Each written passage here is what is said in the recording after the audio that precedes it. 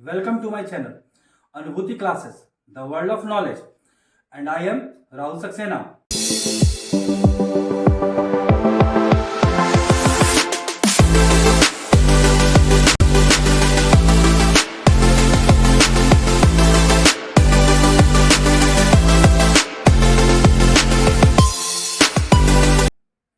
Students, जैसा कि हम जानते हैं कि हमारे बोर्ड के एग्जाम बस होने ही वाले हैं, तो इसी बात को ध्यान में रखते हुए मैं आपके लिए आपके कॉमर्स के तीनों सब्जेक्ट अकाउंटेंसी, बिजनेस स्टडीज और इकोनॉमिक्स, इन तीनों ही सब्जेक्ट का मैं आपके लिए हर चैप्टर का एक क्विक रिवीजन सीरीज लेकर आया हूं।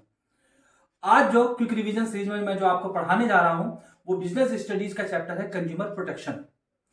तो आज हम लोग कंज्यूमर प्रोटेक्शन का क्विक रिवीजन करेंगे, फिर इसका एक सेकंड पार्ट में हम इसके इंपॉर्टेंट क्वेश्चन आंसर देख लेंगे। इस तरीके से आपका कंज्यूमर प्रोटेक्शन एक्ट कम से कम समय में ज्यादा से ज्यादा तैयार हो सकेगा और आप इसमें अच्छा स्कोर कर सकेंगे।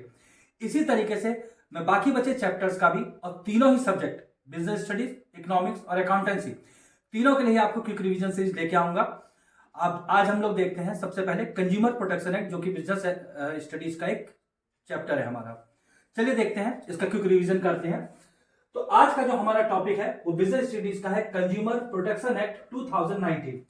यहां पे स्टूडेंट्स एक बात ध्यान रखने की है कि हमारे इसमें अब इंडिया में जो है वो कंज्यूमर प्रोटेक्शन एक्ट 2019 अप्लाई हो रहा है। इससे पहले हमारे देश में कंज्यूमर प्रोटेक्शन एक्ट 1986 था, लेकिन अब उसको हटा के उसको रिमूव करके कौन सा एक्ट अप्लाई होता है? कंज्यूमर प्रोटेक्शन एक्ट 2019 अप्लाई होता है। तो क्योंकि कंज्यूमर प्रोटेक्शन एक्ट में सबसे पहले जो बात होती है वो बात होती है कंज्यूमर। सबसे पहले बात यह है कि कंज्यूमर कौन है। सबसे पहले हम ये जानते हैं कंज्यूमर कौन है। तो मेरा पहला क्वेश्चन ये है कि देखिए, आप यहाँ पे ध्यान से देखिएगा इस फ्लो चार्ट को। तो देखिए, मैंने हर किसी क्वेश्चन के आगे इनके नंबर लिखे हैं और उनके आंसर आगे बॉक्स में मैंने आपको दे रखे हैं, जो कि आपके लिए एक शॉर्ट व्यू रहेगा और आप कम से कम समय में ज्यादा से ज्यादा चैप्टर को रिवाइज कर सकते हैं। तो सबसे पहला मेरा क्वेश्चन है कि हु इज कंज्यूमर? कंज्यूमर कौन है? तो कंज्यूमर कौन होता है? एक कंज्यूमर इज ए पर्सन, एक कंज्यूमर एक ऐसा व्यक्ति है who buys goods for the consumption, जो कंजम्पशन के लिए गुड्स को बाई करता है और हायर सर्विस, और या फिर वो क्या करता है, या फिर वो सर्विस को हायर करता है फॉर द कंसिडरेशन, किसी कंसिडरेशन के लिए, यानी कि कुछ ना कुछ रुपए पैसे वो देता है और उसके बदले उसे क्या मिलता है? उसे गुड्स कंजम्पशन के लिए मिलती है या फिर वो सर्विस हायर करता है। जैसे मैं एक आपको एग्जाम्पल देना चाहूं कि जैसे क्या है, दो व्यक्ति हैं, एक मिस्टर एक्स है। मिस्टर एक्स क्या करते हैं? वो किसी बेकरी से केक लेते हैं और उस केक को खुद कंज्यूम करते हैं। तो यहाँ पे मिस्टर एक्स क्या है, क्लियरली वो क्या कहलाएंगे? वो एक कंज्यूमर कहलाएंगे। लेकिन वहीं पे एक मिस्टर वाई है जो उसी बेकरी से क्या करते हैं? केक्स खरीदते हैं, लेकिन उस केक्स को वो क्या करते हैं? वो खुद कंज्यूम नहीं करते हैं, उन केक्स को आगे रीसेल करते हैं, यानी कि उसको फिर से बेचते हैं। तो यहाँ पे क्लियरली मिस्टर वाई जो है कंज्यूमर नहीं कहलाएंगे। तो इस पॉइंट पे बात ध्यान देने की है कि कंज्यूमर कौन होता है? कंज्यूमर वो व्यक्ति होता है जो क्या करे, जो गुड्स या सर्विस को हायर करे खुद के कंजम्पशन के लिए। तो ये मेरा पहली पॉइंट है कि सबसे पहले कंज्यूमर क्या है? कंज्यूमर वो व्यक्ति है जो क्या करे, जो खुद के कंजम्पशन के लिए चीजों को या सर्विस को हायर करता है। तो मेरे पहले क्वेश्चन का आंसर हुआ। अब मेरा सेकंड क्वेश्चन है जो कि इंपॉर्टेंट क्वेश्चन है, what is meaning of consumer protection? Consumer protection का मीनिंग क्या होता है? कंज्यूमर प्रोटेक्शन का अर्थ क्या होता है? ये एक इंपॉर्टेंट क्वेश्चन है और इसको नोट करके रखिएगा कि कंज्यूमर प्रोटेक्शन का मीनिंग क्या होता है। Consumer protection refers, consumer protection जो है वो रेफर करता है to protect the interest of consumer. इसमें क्या होता है? कंज्यूमर प्रोटेक्शन एक्ट का सबसे क्या है, इस बात को बताता है कि क्या करना है, किस तरीके से कंज्यूमर के इंटरेस्ट को उसको प्रोटेक्ट करना है, यानी कंज्यूमर का जो हित है उसको किस तरीके से प्रोटेक्ट किया जाए, उसकी किस तरीके से रक्षा की जाए। टू प्रोवाइड एजुकेशन, क्या करके? कंज्यूमर को एजुकेशन देके अबाउट देयर राइट्स, कि उनके राइट्स क्या है, एंड रिस्पॉन्सिबिलिटी, और उनकी रिस्पॉन्सिबिलिटीज क्या है। यहाँ पे स्टूडेंट्स एक बात खास ध्यान दें कि कंज्यूमर प्रोटेक्शन एक्ट का मीन्स ये होता है कि उसमें क्या है, कंज्यूमर को इस बात के लिए एजुकेट किया जाए, उनको इस बात के लिए शिक्षा दी जाए, उनको इस बात के लिए एजुकेट किया जाए, उनको इस बात के लिए अवेयर किया जाए कि उनके राइट्स क्या है और उनकी रिस्पॉन्सिबिलिटीज क्या है, जिससे वो अपने राइट और रिस्पॉन्सिबिलिटी को क्या कर सके, एक्सरसाइज कर सके। उम्मीद है आप मेरे सेकंड क्वेश्चन का आंसर समझे होंगे, कंज्यूमर प्रोटेक्शन का मीन्स क्या होता है। अब मेरा तीसरा क्वेश्चन है जो कि इंपॉर्टेंट क्वेश्चन है, what are the rights of consumer? एक कंज्यूमर के राइट्स क्या क्या होते हैं, यानी कंज्यूमर के अधिकार क्या क्या होते हैं। चलिए उनके राइट्स देखते हैं, एक जल्दी से क्विक रिवीजन करते हैं कि कंज्यूमर के राइट्स क्या होते हैं। कंज्यूमर का सबसे पहला राइट होता है राइट टू सेफ्टी, यानी कि सुरक्षा का अधिकार। सबसे पहला राइट है कि कंज्यूमर अगर किसी सेलर से या किसी प्रोड्यूसर से कोई चीज खरीदता है तो उसको सबसे पहले क्या उस चीज से वो चीज उसके जिसने खरीदा है, उसने जो प्रोडक्ट खरीदा है वो उसके लिए पूरी तरीके से सुरक्षित रहे। मान लीजिए अगर कोई कंज्यूमर है किसी दुकानदार से, किसी शॉपकीपर से कोई कुकर खरीदता है तो कुकर जो है वो इस तरीके का होना चाहिए जो उसकी लाइफ के लिए किसी तरह का थ्रेटन पैदा ना करे, या उसको किसी तरीके का लाइफ लॉस ना हो, या कुकर के द्वारा उसकी डेथ ना हो जाए। जैसे कि अक्सर हम देखते हैं केसेस आते ही कुकर फट गया या कुछ हो गया, तो सबसे पहले कंज्यूमर का राइट क्या है, राइट टू सेफ्टी, यानी कि जो प्रोडक्ट वो खरीद रहा है वो पूर्ण रूप से सेफ होना चाहिए, कंप्लीटली वो सेफ होना चाहिए जब वो उसको यूज करे। कंज्यूमर का दूसरा राइट है right to information. Right to information कहने का मीन्स ये होता है कि the thing that is purchasing by consumer, कि जो चीज जो कंज्यूमर खरीद रहा है वो चीज क्या हो, वो चीज पूर्ण रूप से उसके बारे में उसको क्या किया जाए, उसको इन्फॉर्म किया जाए कि इस चीज में अच्छाइयां क्या है और इस चीज में बुराइयां क्या है। यानी कि प्रोड्यूसर का या शॉपकीपर का पूरी तरह से ये उनकी रिस्पॉन्सिबिलिटी है कि कंज्यूमर का क्या करें, पूरी इंफॉर्मेशन दे उस चीज के बारे में कि क्या उसके अच्छाइयां और क्या उसकी बुराई है। यहां पे कंज्यूमर का तीसरा राइट है राइट टू मेक चॉइस। ये इंपॉर्टेंट एक पॉइंट है। कंज्यूमर का ये राइट है कि वो क्या कर सकता है, उसके पास एक वाइड रेंज ऑफ चॉइस होती है। कंज्यूमर का ये राइट होता है कि इस वाइड रेंज ऑफ चॉइस में से वो अपनी पसंद की चीज को चुन सकता है कि उसे कौन सी चीज खरीदनी है और कौन सी चीज नहीं खरीदनी है। कोई भी सेलर या कोई भी प्रोड्यूसर उसको फोर्स नहीं कर सकता है कि उसको पार्टिकुलर चीज खरीदनी ही होगी। इसलिए कंज्यूमर का ये राइट है कि राइट टू मेक चॉइस, की कंज्यूमर अपनी पसंद की चीज खरीद सकता है। अब अगला राइट देखते हैं right to be heard. Consumer का ये राइट है कि उसकी बात को सुना जाए। अगर उसके संग कोई अनफेयर ट्रेड प्रैक्टिस हुई है तो कुछ देश में ऐसी एजेंसीज होनी चाहिए जो उसकी बात को सुन सकें और उसको संग जो गलत हुआ उसको क्या कर सके, उसको रिड्रेस कर सके, यानी कि उसको ठीक कर सके। तो कंज्यूमर का राइट है कि उसकी बात को सुना जाए, राइट टू बी हर्ड। अब नेक्स्ट कंज्यूमर का राइट है right to seek redressal. Right to seek redressal कहने का मतलब यह है कि अगर उस कंज्यूमर के संग कुछ गलत हो गया है तो उसको ठीक किया जाए। अब उसको ठीक कैसे किया जाए कि मान लीजिए उसको अगर किसी कंपनसेशन उसको दिया जाता है तो कंज्यूमर को कंपनसेशन देके उसको रिड्रेस किया जाए, या फिर क्या है, या अगर और किसी तरीके से उसको रिड्रेस किया जाता है तो उसको रिड्रेस किया जाना चाहिए। कंज्यूमर को राइट है कि उसके संग जो गलत हुआ है उसको ठीक किया जाना चाहिए। कंज्यूमर का अगला और लास्ट राइट है राइट टू कंज्यूमर एजुकेशन, यानी कहने का मतलब यह है कंज्यूमर को पूर्ण रूप से एजुकेट किया जाए, कंज्यूमर को पूरी तरीके से कंप्लीटली एजुकेट किया जाए उनके राइट्स के बारे में, उनकी रिस्पॉन्सिबिलिटीज के बारे में। जो चीज वो खरीद रहे हैं उस बारे में उनको पूरी तरह से एजुकेशन होनी चाहिए कि वो क्या चीज खरीद रहे हैं और उससे क्या क्या फायदे हैं और उससे क्या क्या नुकसान है। तो यहाँ पे क्या है, ये कंज्यूमर्स के राइट्स हैं जो हमने क्विक रिवीजन में देखे। एक बार फिर से रिवाइज करते हैं। Right to safety, right to information, right to make choice, right to be heard, right to seek redressal, right to consumer education. ये हमारा तीसरा क्वेश्चन था। अब हमारा चौथा क्वेश्चन आता है कंज्यूमर्स रिस्पॉन्सिबिलिटी। अगर कंज्यूमर के कुछ राइट्स होते हैं तो कंज्यूमर्स की कुछ रिस्पॉन्सिबिलिटीज भी होती हैं। तो चलिए हम कंज्यूमर की रिस्पॉन्सिबिलिटी देखते हैं क्विक रिवीजन में। सबसे पहले कंज्यूमर का जो उसकी रिस्पॉन्सिबिलिटी है, consumer must exercise his right. जैसा हमको पता है कि बाय लॉ हमको क्या कहते हैं, कानून के द्वारा हमको क्या है कि एक कंज्यूमर को बहुत सारे राइट होते हैं। जैसा कि मैंने आपको बताया यहाँ पे इतने सारे राइट एक कंज्यूमर को मिले होते हैं। तो कंज्यूमर क्या करे, कंज्यूमर इन राइट्स को एक्सरसाइज करे, यानी कि इन राइट्स को पूरा करे। कंज्यूमर की सबसे पहली रिस्पॉन्सिबिलिटी है कि वो अपने राइट्स को क्या करे, उनको एक्सरसाइज करे, उनको पूरा करे, उनको लागू करे, जिससे क्या हो सके, जिससे उसके संग कुछ गलत हुआ है तो वो ठीक हो सके। तो कंज्यूमर की पहली रिस्पॉन्सिबिलिटी है कि consumer must exercise his right. Consumer की दूसरी है रिस्पॉन्सिबिलिटी कॉशियस कंज्यूमर, यानी कंज्यूमर क्या रखे, कंज्यूमर पूरी तरीके से सावधानी रखे, अवेयरनेस रखे, जो चीज वो खरीद रहा है उसके बारे में जानकारी रखे कि उसको क्या फायदा होना और क्या उसको नुकसान होना है, चीज की क्वालिटी के बारे में, उसकी क्वांटिटी के बारे में, या और भी जो चीजें जरूरी हैं जो प्रोडक्ट को खरीदा उसके बारे में उसको जानकारी रखनी चाहिए। तो इसको क्या बोलते हैं, इसको हम बोलते हैं कॉशियस कंज्यूमर। तीसरा जो कंज्यूमर की रिस्पॉन्सिबिलिटी है फाइलिंग कंप्लेंट्स, यानी कहने का मतलब यह है अगर कंज्यूमर के संग कुछ गलत हुआ तो उसको कंप्लेंट फाइल करनी चाहिए। हम आमतौर पे हम जैसे बहुत सारे कंज्यूमर्स होते हैं तो हम लोग क्या करते हैं, जैसे कुछ गलत हुआ है तो हम लोग क्या करते हैं, कभी कभी कोई किसी तरह की कोई कंप्लेंट फाइल नहीं करते हैं। इससे क्या होता है, जो सेलर्स होते हैं जो अनफेयर ट्रेड प्रैक्टिस करते हैं उन लोगों को क्या मिलता है, इससे उन लोगों को इंकरेजमेंट मिलता है और वो और ब्लैक मार्केटिंग करना शुरू कर देते हैं। इसलिए सबसे पहले कंज्यूमर का ये रिस्पॉन्सिबिलिटी है कि वो क्या करे, अगर उसके संग कुछ गलत है तो वो क्या करे, फाइलिंग कंप्लेंट यानी कि शिकायत दर्ज कराए। अगला है क्वालिटी कॉन्शियस, एक कंज्यूमर को क्या होना चाहिए, क्वालिटी कॉन्शियस होना चाहिए। कहने का मतलब यह है कि कंज्यूमर को क्या करना चाहिए, जिस जिस चीज के लिए वो पैसा खर्च कर रहा है, जितना वो पैसा खर्च कर रहा है उसी हिसाब से उसको क्वालिटी का क्या मिलना चाहिए, उसको क्वालिटी के स्टैंडर्ड गुड के हिसाब से मिलनी भी चाहिए। इसलिए कंज्यूमर की रिस्पॉन्सिबिलिटी कैसा होना चाहिए, वो क्वालिटी कॉन्शियस होना चाहिए, यानी कि चीज की क्वालिटी उसको देख के ही उसको परचेज करनी चाहिए।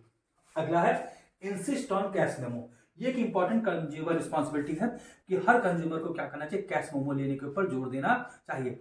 मान लीजिए अगर किसी कंज्यूमर के संग कुछ गलत हुआ है तो कैश मेमो ही उसके लिए वो एविडेंस का काम करेगा, जो उसके लिए क्या करेगा, जो उसको हर तरह से क्या करेगा, जस्टिफिकेशन दिला सकेगा। तो कंज्यूमर के पास एविडेंस के रूप में कैश मेमो होना चाहिए। तो अगली बार से आप जब भी कोई चीज खरीदे तो उसके लिए क्या होना चाहिए, उसके लिए आपके पास कैश मेमो होना चाहिए। आप हमेशा क्या कीजिए, सेलर से या प्रोड्यूसर से कैश मेमो की मांग कीजिए, जो आपके लिए एविडेंस का काम करेगा।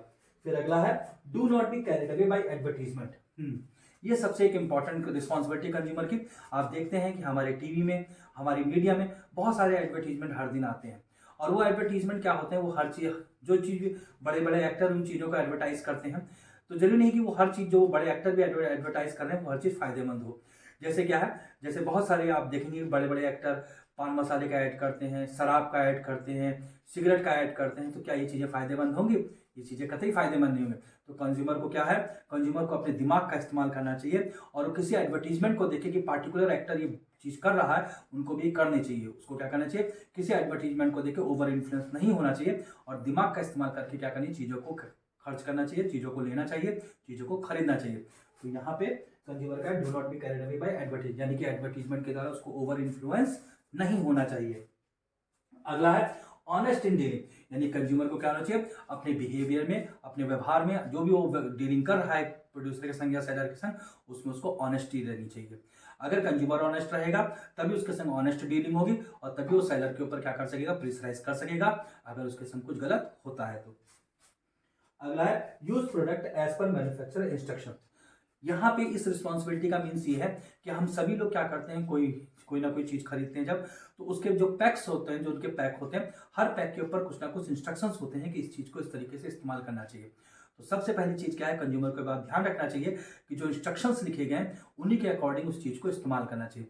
ऐसे नहीं कि अगर किसी चीज को हमें मना किया गया कि उसको पानी में नहीं डालें और हमको उसको पानी में डाल देना चाहिए। तो यही सबसे पहली रिस्पॉन्सिबिलिटी कंज्यूमर की, कि जो चीज है, जो प्रोडक्ट है, जो हमने खरीदा है, उसको मैन्युफैक्चरर के इंस्ट्रक्शंस के अकॉर्डिंग ही यूज करना चाहिए। नेक्स्ट कंज्यूमर का है बाय स्टैंडर्डाइज गुड्स ओनली। कंज्यूमर को क्या करना चाहिए, कंज्यूमर को केवल एक स्टैंडर्ड गुड ही खरीदना चाहिए। मान लीजिए जैसे मिस्टर एक्स बाजार जाते हैं और वो क्या करते हैं, वो साबुन खरीदना चाहते हैं, उन्होंने वो शॉपकीपर के पास गया, उन्होंने साबुन खरीदा, तो साबुन की जो जो पैकिंग है उसको क्या है, उसको चूहों ने काट के रखा हुआ है, और उसमें क्या है, उसमें थोड़ा सा जो पैक कटा हुआ है, और मिस्टर एक्स ने वो खरीद लिया। मिस्टर एक्स ने वो खरीद लिया, और जब वो घर आए तो उन्होंने देखा कि अंदर का साबुन भी क्या है, वो काटा गया है। तो अब उन्होंने क्या है, एक गलत चीज पहले से ही खरीद के रखी है। तो इनको इस बात का ध्यान रखना चाहिए, क्या करना चाहिए कि हमको स्टैंडर्ड क्वालिटी का गुड ही खरीदना चाहिए। हमको पहले ही देखना चाहिए कि उसकी पैकिंग फटी नहीं होनी चाहिए, या गुड्स क्या है स्टैंडर्ड होना चाहिए, वो एक्सपायरी नहीं होना चाहिए। इन चीज़ों का ध्यान रखना चाहिए। तो ये क्या है, ये कंज्यूमर की रिस्पॉन्सिबिलिटीज होती है। उम्मीद है आपको समझ में आई होगी। अब हम इनका पांचवा देखते हैं कि अगर किसी कंज्यूमर के संग कुछ गलत होता है तो उसको क्या क्या रेमेडीज अवेलेबल होती है, यानी कंज्यूमर को क्या है, क्या क्या उसको रेमेडीज अवेलेबल होती हैं अगर किसी कंज्यूमर के संग कुछ गलत हो जाता है। चलिए रेमेडीज देखते हैं। सबसे पहली रेमेडीज है removal of defects from the goods. सबसे पहली कंज्यूमर की रेमेडी है कि अगर किसी गुड्स में कोई डिफेक्ट है और वो डिफेक्ट क्या किया जा सकता है, रिमूव किया जा सकता है, तो सबसे पहला जो उसको रेमेडी है कि रिमूवल ऑफ डिफेक्ट, उस डिफेक्ट्स को दूर कर दिया जाए उस गुड्स में से, सबसे पहला। दूसरा उसका जो रेमेडीज है रिप्लेसमेंट ऑफ द गुड्स। अगर गुड्स में से डिफेक्ट नहीं दूर किया जा सकता तो क्या किया जाए, उस गुड्स को बदल दिया जाए, यानी कि उसी तरह की दूसरी गुड्स उसको बदल दिया जाए और कंज्यूमर को क्या कर दिया, दूसरी नई गुड उसको दे दी जाए। तीसरा क्या है, refund of the price paid. अब मान लीजिए कोई गुड्स कंज्यूमर ने ऐसी खरीदी है जिसमें ना तो किसी तरह का डिफेक्ट दूर किया जा सकता है और ना ही उसको रिप्लेस किया जाता है। अब सेलर की ड्यूटी है, वो क्या करेगा, वो कंज्यूमर उसका पैसा वापस कर दे, यानी उसके प्राइस को रिफंड कर दे। अगला है रेमेडीज कंपनसेशन ऑफ लॉस। अगर मान लीजिए कंज्यूमर को किसी तरह का कोई लॉस हुआ है, यानी कि मान लीजिए वो उस प्रोडक्ट को यूज कर रहा है और प्रोडक्ट को यूज करते हुए क्या किया, उसको कोई लॉस हुआ है या कुछ भी किसी भी तरह की उसको चोट लगी या इंजरी हुई है, तो कंपनसेशन पाने का पूरी तरीके से अधिकारी है। ये रेमेडीज उसको अवेलेबल है। अगला क्या है, removal of deficiency in service. अगर कोई कोई सर्विस ली है कंज्यूमर ने और इस सर्विस में कोई डेफिशिएंसी है, कोई कमी है, तो डेफिशिएंसी को क्या किया जाए, दूर किया जाए। ये भी एक इंपॉर्टेंट रेमेडी है जो कंज्यूमर को अवेलेबल होती है। अगली क्या है, डिसकंटिन्यू अनफेयर ट्रेड प्रैक्टिस। ये एक इंपॉर्टेंट रेमेडी है कि सबसे पहले क्या, अगर कंज्यूमर अपने राइट्स को पूरी तरीके से उसको एक्सरसाइज करता है तो क्या है, अनफेयर ट्रेड प्रैक्टिस रोकी जाती है। तो सेलर के ऊपर ये दबाव बनता है वो क्या करे, अनफेयर ट्रेड प्रैक्टिस को रोके।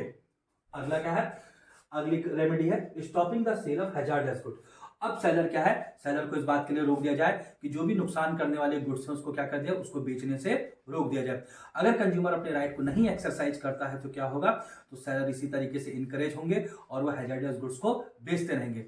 आपको क्या करना होगा, इस बात को रेमेडी के लिए आपको रेमेडी अवेलेबल कर है कि आप क्या कर सकते हैं, stopping the sale of hazardous goods, कि हैजार्डस गुड्स को सेल करने से आप रोकिए, उसको रोका जाए।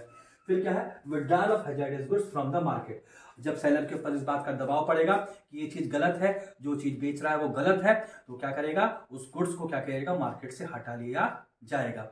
इस तरीके से ना केवल कंज्यूमर को बेनिफिट होगा बल्कि आगे होने वाले भविष्य के जो फ्यूचर कंज्यूमर्स हैं उनके लिए भी वो बेनिफिशियल रहेगा। तो ये रेमेडीज है जो कंज्यूमर्स को अवेलेबल होती हैं। अब यहाँ पे क्या है, अगर मान लीजिए किसी कंज्यूमर के संग कुछ लॉस हो गया या कोई और कुछ गलत हो गया है, कोई अनफेयर ट्रेड प्रैक्टिस हुई है, तो हमारे देश में कितनी एजेंसीज हैं जो इस तरह की जो रेमेडीज है उनको अवेलेबल कराती है। कौन है ऐसी एजेंसी जो फोर्स करती है कि उनको कंज्यूमर को रेमेडीज अवेलेबल कराई जाए। तो अगर मैं कहूँ तो हमारे देश में 3 एजेंसीज होती हैं। There are 3 tier redressal agencies. कितनी है, 3 तरह की रिडर्सल एजेंसीज हैं जिनको हम बोलते हैं number 1 district commission, number 2 state commission और नंबर 3 नेशनल कमीशन। ये 3 तरह के कमीशन होते हैं जो क्या करते हैं, जो कंज्यूमर के लिए रिडर्सल एजेंसीज कहलाती हैं। चलिए सबसे पहले बात करते हैं डिस्ट्रिक्ट कमीशन। डिस्ट्रिक्ट कमीशन जो होता है ये सबसे पहला कमीशन है जो कंज्यूमर के लिए क्या करता है, कंज्यूमर के लिए सबसे पहले रिडर्सल एजेंसी है जो कहां तक ये मामले देखता है, ये मामले देखता है value of goods and compensation claim does not exceed 1 crore. यानी कि डिस्ट्रिक्ट कमीशन में जो है वो 1 करोड़ तक के मामले यहाँ पर ले जाए जाते हैं, उससे ऊपर के मामले यहाँ पे नहीं ले जाए जा सकते हैं। यानी कि 1 करोड़ से नीचे के जितने भी मामले होंगे वो सब कहाँ जाएंगे, वो सारे के सारे डिस्ट्रिक्ट कमीशन में जाएंगे। उसके बाद अगला जो कमीशन आता है वो आता है स्टेट कमीशन। स्टेट कमीशन में क्या है, value of goods and compensation claim more than 1 crore. जहां पे क्लेम क्या होगा, 1 करोड़ से ज्यादा होगा but does not exceed 10 crore. लेकिन 10 करोड़ से ज्यादा का ना हो, वो सारे मामले कहाँ जाएंगे, वो सारे के सारे मामले स्टेट कमीशन में जाएंगे। अब तीसरा है जो सबसे बड़ा रिडर्सल एजेंसी वो है नेशनल कमीशन। नेशनल कमीशन में क्या है, value of goods and compensation claim more than 10 crore. यानी कि 10 करोड़ से ज्यादा के जितने भी मामले होंगे वो सारे के सारे कहाँ जाएंगे, नेशनल कमीशन में जाएंगे। इस तरीके स्टूडेंट्स अब हम कंज्यूमर प्रोटेक्शन एक्ट का इंपॉर्टेंस देख लेते हैं। चलिए आइए देखते हैं कंज्यूमर प्रोटेक्शन एक्ट के इंपॉर्टेंस क्या क्या होते हैं। अब यहाँ पे देखिए जो importance of consumer protection act है वो 2 पॉइंट ऑफ व्यू से होता है। एक है from consumers point of view और दूसरा है from business point of view, कि बिजनेस के पॉइंट ऑफ व्यू से कंज्यूमर प्रोटेक्शन एक्ट का इंपॉर्टेंस क्या होता है। चलिए सबसे पहले देखते हैं from consumers point of view. Consumer point of view से कंज्यूमर प्रोटेक्शन एक्ट का इंपॉर्टेंस क्या है। सबसे पहला है कंज्यूमर इग्नोरेंस, यानी कंज्यूमर क्या है, वो आमतौर पे प्रोडक्ट के बारे में या गुड्स के बारे में या उनकी पॉलिसीज के बारे में कुछ नहीं जानता है। तो कंज्यूमर प्रोटेक्शन एक्ट क्या देता है, एक कंज्यूमर की जो इग्नोरेंस है उसको ठीक करता है और कंज्यूमर को उनकी राइट्स और रिस्पॉन्सिबिलिटीज के बारे में पूरी तरीके से एजुकेट करता है। तो कंज्यूमर की तरफ से पहला इंपॉर्टेंस क्या होता है कि जो कंज्यूमर इग्नोरेंस होते हैं उनको क्या करता है, उनको पूरी तरीके से टू प्रोवाइड इंफॉर्मेशन, उनको इंफॉर्मेशन दी जाती है about their rights and responsibilities. इसका दूसरा इंपॉर्टेंस है अनऑर्गेनाइज्ड कंज्यूमर। जैसा कि हम जानते हैं कि कंज्यूमर जो होते हैं वो कोई ऑर्गेनाइज तो होते नहीं है, आमतौर पे वो क्या होते हैं, वो बिखरे हुए होते हैं और उनका कोई ऑर्गेनाइजेशन भी नहीं होता है। तो कंज्यूमर प्रोटेक्शन एक्ट जो है वो इस बात के लिए इंकरेज करता है to establish more consumer organisation, कि ज्यादा से ज्यादा कंज्यूमर ऑर्गेनाइजेशन एस्टैब्लिश किए जाएं, जिससे अगर कंज्यूमर के संग किसी कंज्यूमर के संग कुछ अनफेयर ट्रेड प्रैक्टिस होती है तो उसको रोका जा सके। तीसरा जो है importance wide spread exploitation of consumer. आप सभी जानते हैं जो प्रोड्यूसर्स होते हैं वो सेलर्स होते हैं, वो क्या करते हैं, वो हर तरीके से कंज्यूमर को एक्सप्लॉयट करने की कोशिश करते हैं। अब कंज्यूमर प्रोटेक्शन एक्ट इस बात की पावर करता है, इंपावर करता है कंज्यूमर्स को कि उनके एक्सप्लॉयटेशन को रोका जा सके, उनके राइट्स और रिस्पॉन्सिबिलिटी के बारे में एजुकेट करके। तो तो ये क्या करता है, to provide safeguard to consumers, consumers को एक सेफ गार्ड यानी कि एक सुरक्षा कवच देता है कंज्यूमर्स को कि अपनी राइट और रिस्पॉन्सिबिलिटी को एक्सरसाइज करें और जो भी सेलर और प्रोड्यूसर का जो एक्सप्लॉयटेशन है उससे बच सकें। ये तो हुआ कंज्यूमर प्रोटेक्शन एक्ट का कंज्यूमर पॉइंट ऑफ व्यू से।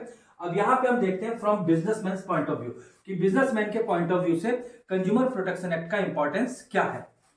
सबसे पहला, long term interest of business. सीधी सी बात है कि अगर कोई बिजनेस जो है वो कंज्यूमर के इंटरेस्ट के अगर वो ध्यान रखता है, कंज्यूमर का इंटरेस्ट वो ध्यान रखता है, तो वो बिजनेस लंबे समय तक सर्वाइव करेगा। तो कंज्यूमर प्रोटेक्शन एक्ट के अकॉर्डिंग अगर कोई बिजनेस कार्य करता है, अपना काम को चलाता है, तो लॉन्ग टर्म समय तक क्या करेगा, वो बिजनेस क्या करेगा, वो बिजनेस बाजार में सर्वाइव करेगा। दूसरा है बिजनेसमैन यूजेस सोसाइटी रिसोर्सेज, क्योंकि बिजनेसमैन क्या करते हैं, वो सोसाइटी के रिसोर्स यूज करते हैं, इसलिए उन्हें कंज्यूमर का पूरा ध्यान रखना चाहिए। अगर ये इस चीज का ध्यान रखेंगे तो जरूर उनका बिजनेस क्या चलेगा, लंबे समय तक चलेगा। ये बिजनेसमैन के पॉइंट ऑफ व्यू से क्या है, एक इंपॉर्टेंस है। अब क्या है, सोशल रिस्पॉन्सिबिलिटी। आपने पढ़ा है कि हर बिजनेस की एक सोशल रिस्पॉन्सिबिलिटी होती है। सभी बिजनेस क्या करते हैं, वो प्रॉफिट अर्न करते हैं, लेकिन इसके अलावा क्या है कि हर बिजनेस की एक सोशल रिस्पॉन्सिबिलिटी भी होती है। तो अगर बिजनेसमैन क्या करते हैं, वो कंज्यूमर प्रोटेक्शन का ध्यान रखते हैं, तो इस तरीके से वो अपनी सोशल रिस्पॉन्सिबिलिटी को पूरा करते हैं। चौथा है एथिकल जस्टिफिकेशन। एथिकल जस्टिफिकेशन कहने का मीन्स ये होता है कि हर आदमी के अपने एथिक्स होते हैं, उसी तरीके से हर बिजनेस के भी अपने एथिक्स होते हैं, अपने मॉरल्स होते हैं, कुछ वैल्यूज होती हैं जिनको क्या करना चाहिए, हर बिजनेसमैन को, हर सेलर को उनको फॉलो करना चाहिए। तो अगर बिजनेस जो है वो अपनी एथिकल जस्टिफिकेशन को पूरा करता है, उनको फॉलो करता है, तो सर्टेन रूप से क्या है, बिजनेस क्या करेगा, ग्रो करेगा। पांचवा है गवर्नमेंट इंटरवेंशन। अगर मान लीजिए कोई बिजनेस ऐसा है कि वो क्या करता है कि अनफेयर ट्रेड प्रैक्टिस में अगर वो इंगेज है, तो क्या करेगा, उस बिजनेस में जरूर गवर्नमेंट इंटरवेंशन होगा, यानी गवर्नमेंट उसमें जरूर अपना काम करेगी। तो इस तरीके से क्या है कि अगर बिजनेस की जो इमेज है वो जरूर खराब होगी, तो बिजनेस को करना चाहिए कम से कम गवर्नमेंट इंटरवेंशन हो और ज्यादा से ज्यादा वो कंज्यूमर के इंटरेस्ट के बारे में सोचे। तो गवर्नमेंट इंटरवेंशन क्या हो सकेगा, कम हो सकेगा। ये भी बिजनेसमैन के लिए एक इंपॉर्टेंट पॉइंट है।